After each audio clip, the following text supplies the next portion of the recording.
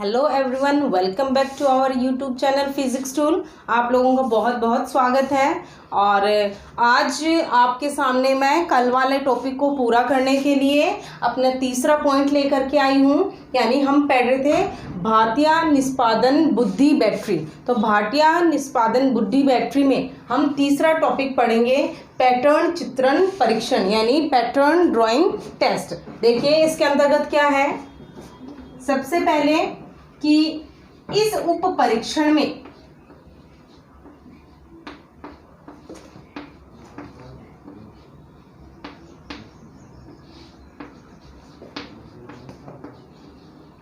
कुछ ज्यामितीय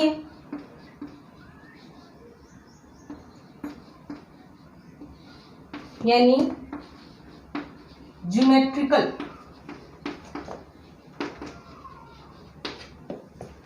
आकृतियां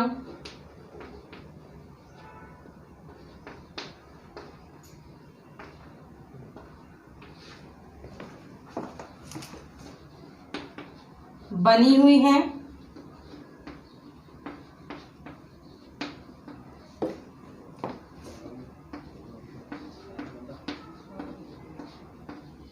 जिसे छात्र को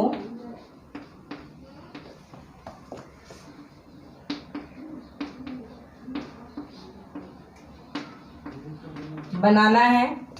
इसमें कुछ ज्योमेट्रिकल शेप्स बनी हुई होती हैं, ज्यामितीय आकृतियां बनी होती हैं, जिनको देख करके छात्र को बनाना होता है। लेकिन इसमें एक शर्त है। शर्त क्या है?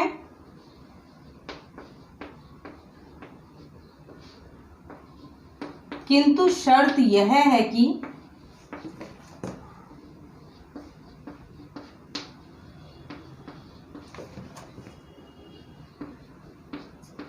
इन आकृतियों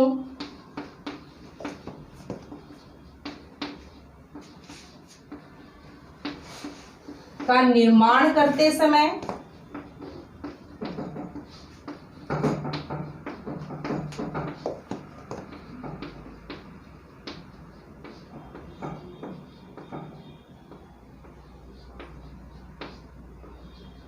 पेन या कलम को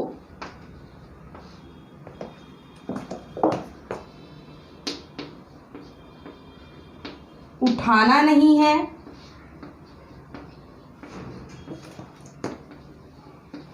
और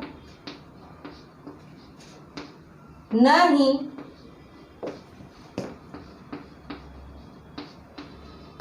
एक बनी हुई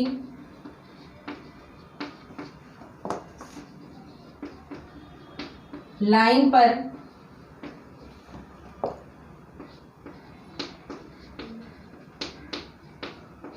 दोबारा कलम चलानी है।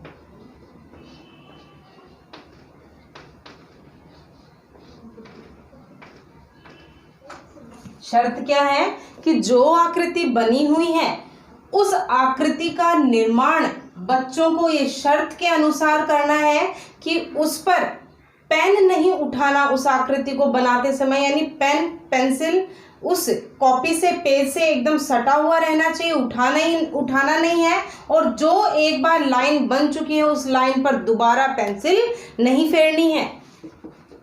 इसमें कुल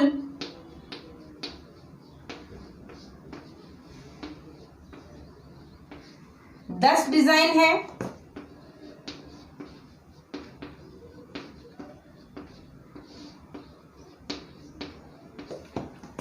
जिसमें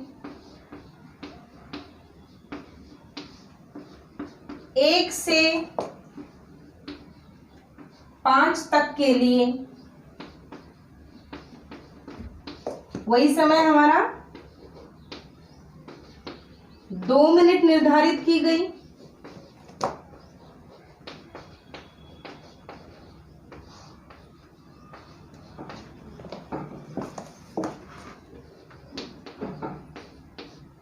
और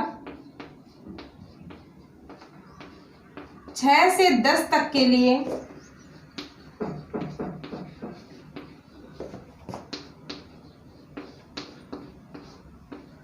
3 मिनट दी गई।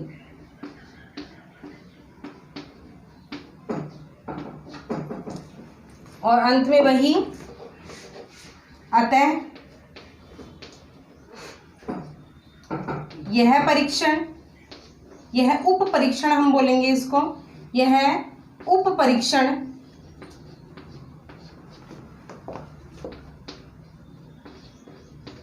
निष्पादन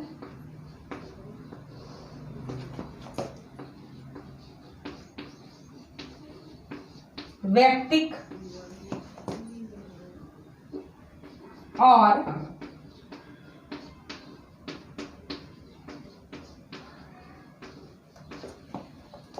गति की श्रेणी में आता है।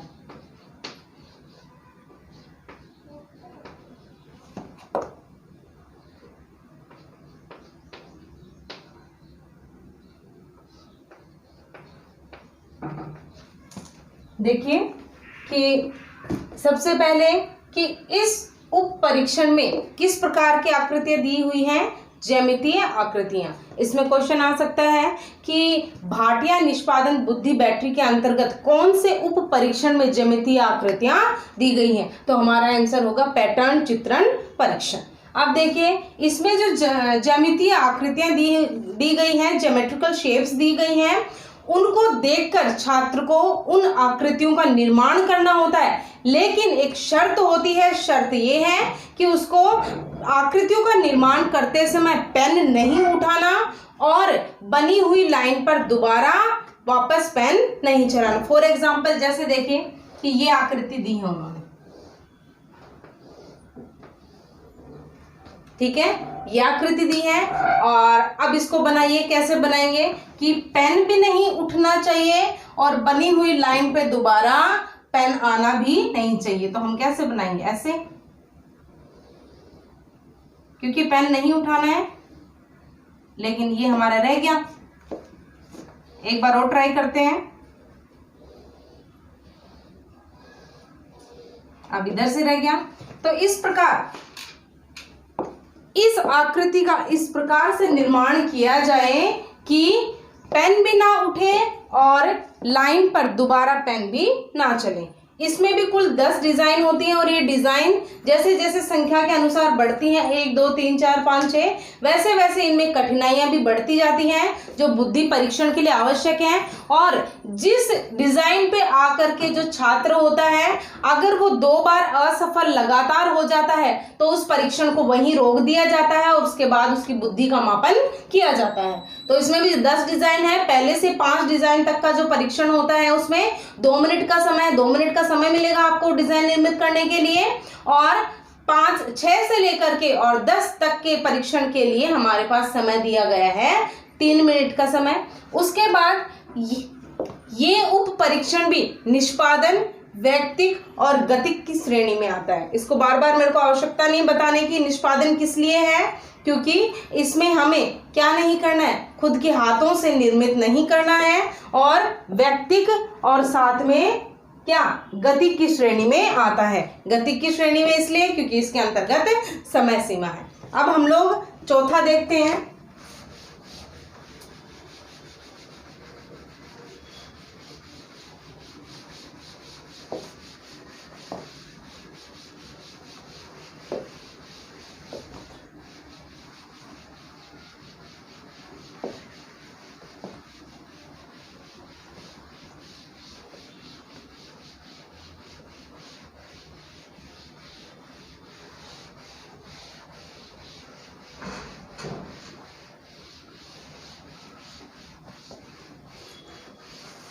देखिए ये जो चौथा उप परीक्षण है ये बहुत ही इंपॉर्टेंट है।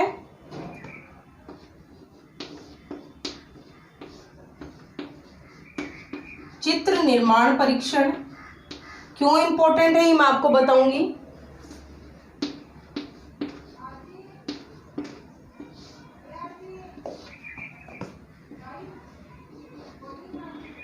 पिक्चर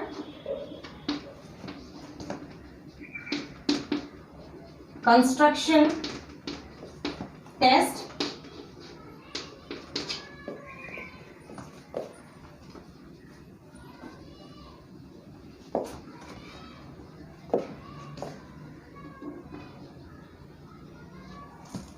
देखिए, इसलिए इम्पोर्टेंट है क्योंकि यह उप परीक्षण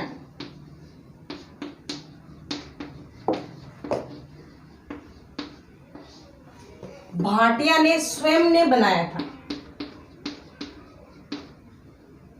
भाटिया ने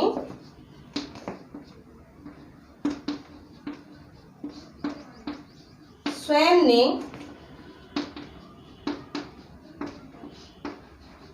बनाया था, इसलिए इम्पोर्टेंट है क्योंकि इन पांचों में से ये एकमात्र ऐसा उप परीक्षण है जिसे स्वयं भाटिया ने बनाया था। उन्होंने क्या किया था? इस उप परीक्षण में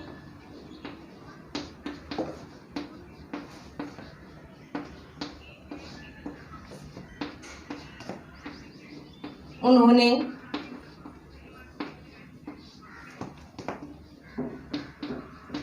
भारतीय परिप्रेक्ष्य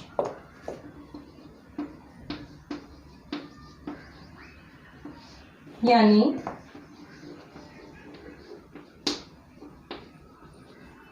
इंडियन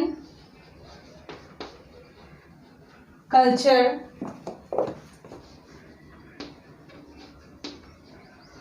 बैकग्राउंड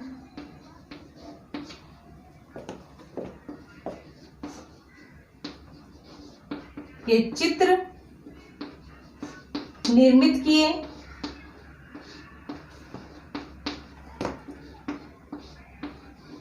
और उसे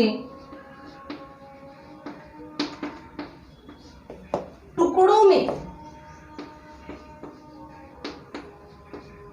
काट दिया। तीसरा है, इन टुकड़ों को जोड़कर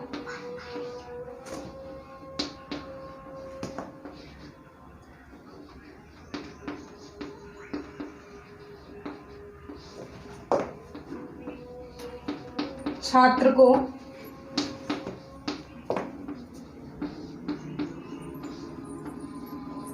चित्र पूरा करना होता है। इसमें कुल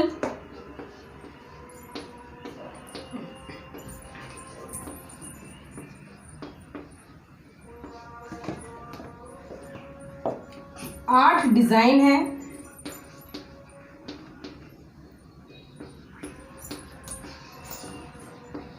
जिसकी समय सीमा सेम है जैसे मैं आपको बताते आ रही हूं। 1 से 4 तक के लिए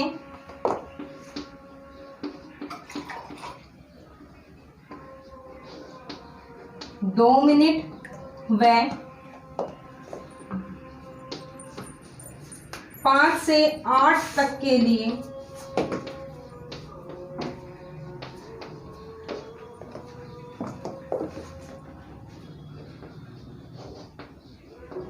3 मिनट निर्धारित की गई।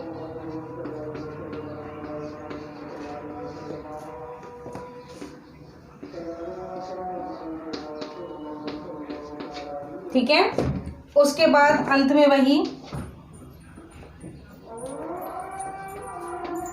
अतः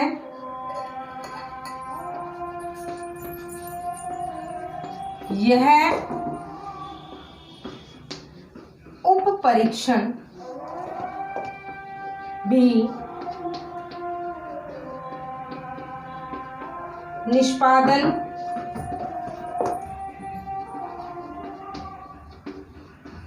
वैयक्तिक और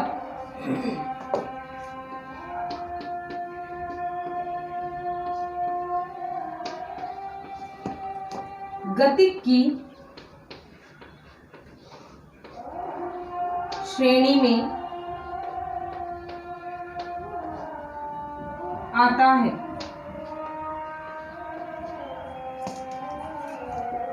देखिए, देखते हैं इसको। यह उप परीक्षण भाटिया ने स्वयं ने बनाया था, इसीलिए हमारे लिए इम्पोर्टेंट है कि पूछेंगे भाटिया निष्पादन बुद्धि बैटरी में कौन सा उप परीक्षण भाटिया ने स्वयं ने बनाया था? तो हमारा नाम हो जाएगा चित्र निर्माण परीक्षण। ठीक है।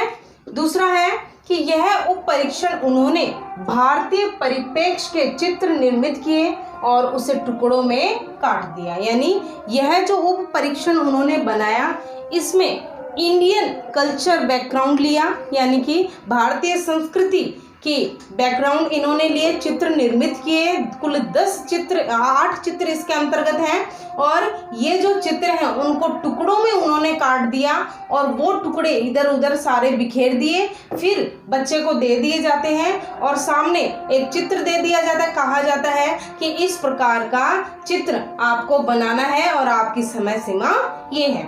8 डिजाइन में से 1 से लेकर के 4 तक के लिए जो समय होता है वो है 2 मिनट और 5 से लेकर के और 8 तक के लिए जो समय होता है वो है 3 मिनट। यानी इस समय सीमा के अंतर्गत बच्चे को वो चित्र देख करके और उन टुकड़ों को जोड़ करके चित्र का निर्माण करना होता है। इसमें भारतीय संस्कृति इसलिए ली क्योंकि अगर भारत में इस बुद्धि का परीक्षण हमें करना है तो भारतीय लोग भारतीय संस्कृति को अधिक अच्छी तरह से जान सकते हैं बजाय किसी अदर कंट्री की संस्कृति को। उसके बाद यह जो परीक्षण है, यह जो उप परीक्षण है, यह निष्पादन, व्यक्तिक और गतिक की श्रेणी में आता है। अंत में हम 5वां पढ़ेंगे, आप स्क्रीनशॉट ले लीजिए।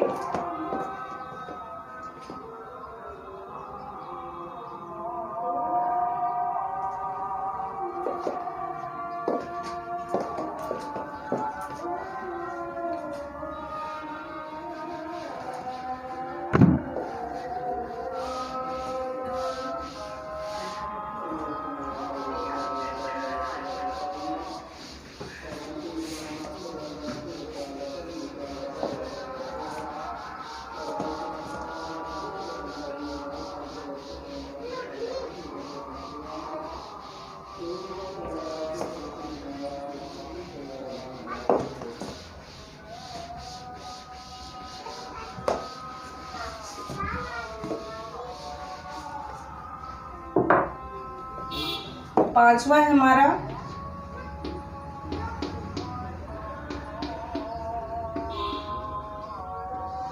तात्कालिक स्मृति। ये है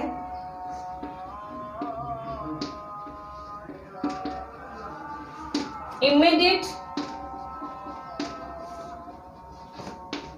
मेमोरी टेस्ट।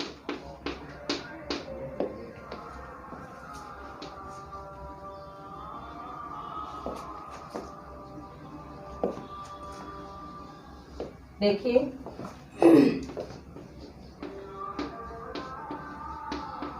इस स्मृति के प्रत्यय यानी कॉन्सेप्ट को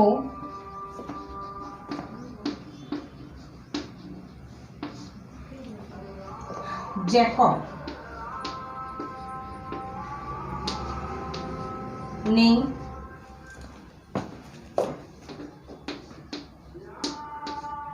दिया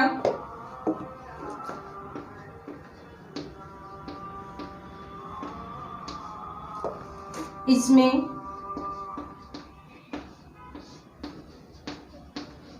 हिंदी वर्णमाला व गणित के अंकों को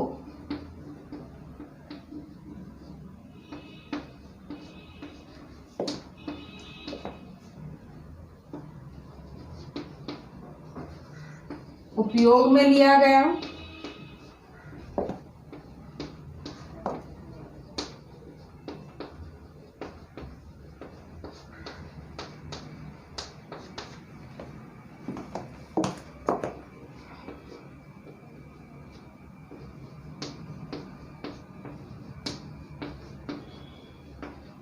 इस परीक्षण में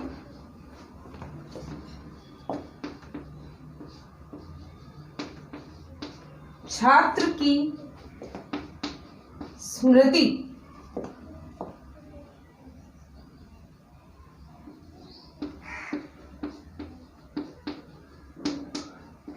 प्रकार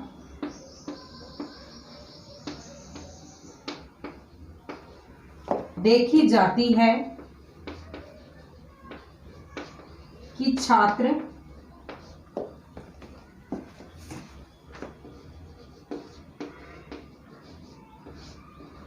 कितनी संख्याओं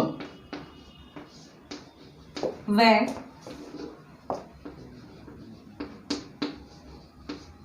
वर्णों को सही प्रकार से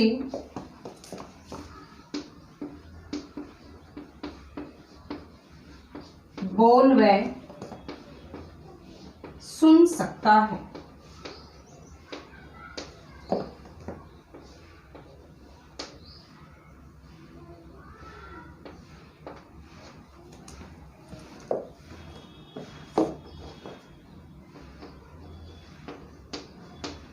इसमें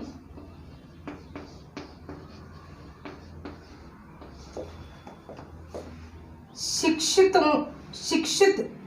व्यक्ति के लिए या शिक्षित व्यक्ति की बुद्धि का मापन करने के लिए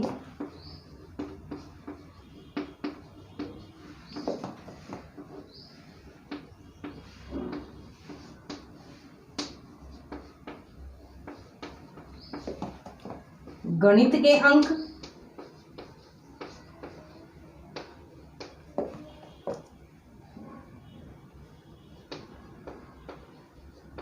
व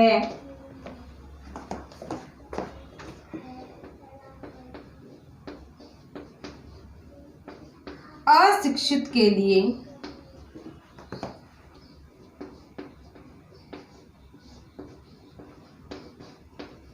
हिंदी वर्णमाला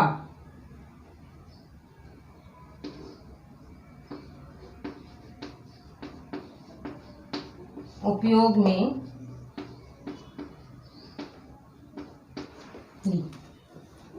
देखिए, ये एक अलग ही प्रकार का परीक्षण है।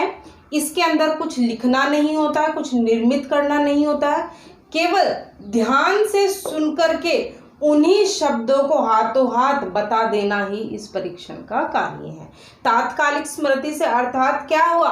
तात्कालिक स्मृति से अर्थ हुआ इमीडिएट मेमोरी, यानी हाथों हाथ जो आपने सुना उसी को वैसे के वैसे सामने वाले को बताना, यानी आपकी जो मेमोरी होती है, ठीक है। जिस प्रकार इस स्मृति के प्रत्यय को, इस कॉन्सेप्ट को जैकब ने दिया था, मैंने नाम दोनों में लिख दिया है। इसमें दो प्रकार के अक्षरों को काम में लिया है, या दो विषय इसमें लेंगे, गणित और हिंदी। हिंदी वर्णमाला काम में ली है और गणित के अंकों को उपयोग में लिया गया है। इस परीक्षण में छात्र की स्मृति इस प्रकार देखी जाती है कि छात्र कितनी संख्याओं व वर्णों को, संख्या गणित के लिए और वर्ण कौन से हो गए? हिंदी वाले, इनको सही प्रकार से बोल व सुन सकता है।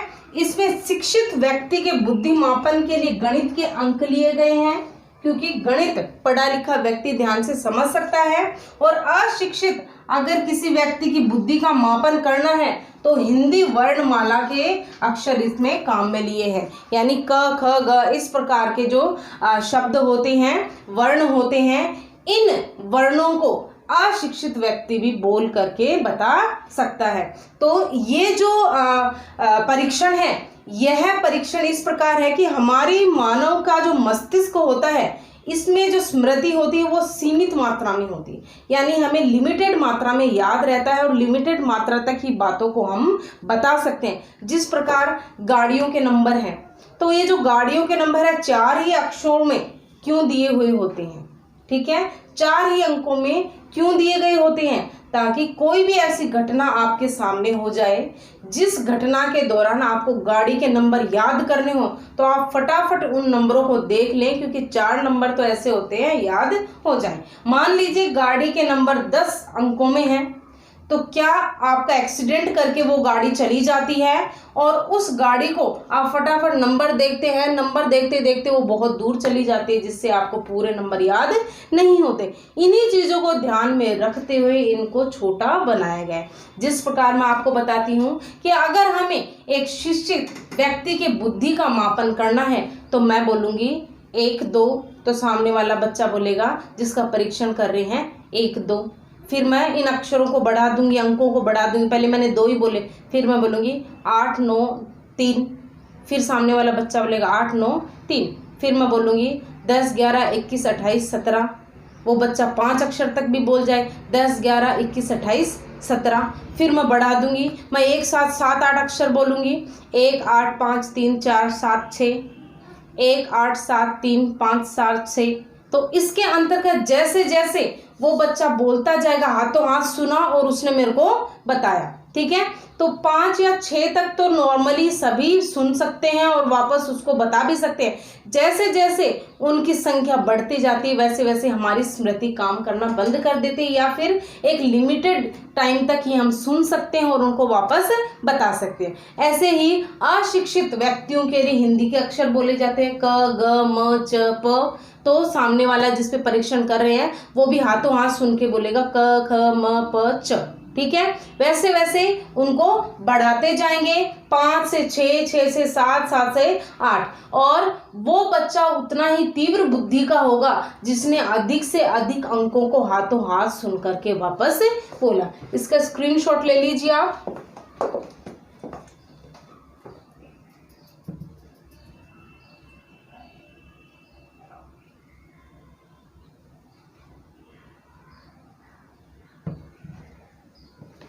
अब देखिए कि भाटिया निष्पादन बुद्धि बैटरी जो है इसके अंतर्गत 2 चरों का मापन होता है। किन का होता है? 2 का। एक होता है IQ और एक होता है PQ। IQ आपको पता है बुद्धि लब्धि। IQ क्या है? बुद्धि लब्धि, इंटेलिजेंस क्वोटिएंट। और PQ क्या है? PQ है निष्पादन परीक्षण, निष्पादन टेस्ट, इसको बोलेंगे परफॉर्मेंस क्वोटिएंट। तो IQ जो है ये हम 5 के द्वारा कर सकते हैं। बच्चे का IQ, बच्चे की जो बुद्धि लब्धि है वो हम 5 उप परीक्षण के द्वारा जांच सकते हैं, लेकिन जो PQ है ये केवल हम 4 परीक्षणों द्वारा ही जांच सकते हैं। किस प्रकार कि PQ तब जांचा जाएगा जिस परीक्षण में निष्पादन किया जाता है, यानी कि किसी चित्र का निर्माण हाथों के द्वारा होता है। तो इसमें कोई चित्र निर्माण नहीं, इसमें केवल सुन करके बोलना होता है। इसलिए इस परीक्षण के द्वारा ये एक निष्पादन परीक्षण नहीं है, ये केवल एक व्यक्तिगत परीक्षण ही माना जाता है, ठीक है। अब देखिए कि भाटिया निष्पादन बुद्धि बैटरी था, इसके अंतर्गत मैंने आपको 5 उप परीक्षण पढ़ाए हैं और लास्ट में इम्पोर्टेंट भी बताया है। ये इम्पोर्टेंट आता है कि भाटिया निष्पादन बुद्धि बैटरी में जो 5वां बिंदु है या 5वां उप परीक्षण तात्कालिक स्मृति, क्या इसमें निष्पादन प्राप्ति होती है? तो हम बोलेंगे नहीं होती। क्यों? क्योंकि निष्पादन तभी प्राप्ति होती है जब उसके अंतर्गत हम किसी चीज़ का निर्माण करते हैं। तो आज के लिए गाइस इतना ही। कल मैं फिर आपके सामने नए टॉपिक के साथ उपस्थित होंगी। और हमारा वीडियो आपको कैसा लगा प्लीज़ कमेंट करके ज़रूर बताइए, और हमारे वीडियो को ज़्यादा से ज़्यादा लाइक शेयर और सब्सक्राइब करें, जिससे हमारा मनोबल बढ़े और आपके उज्जवल भविष्य के लिए हम नए नए वीडियोज़ आपको देते रहें। जय हिंद, जय भारत।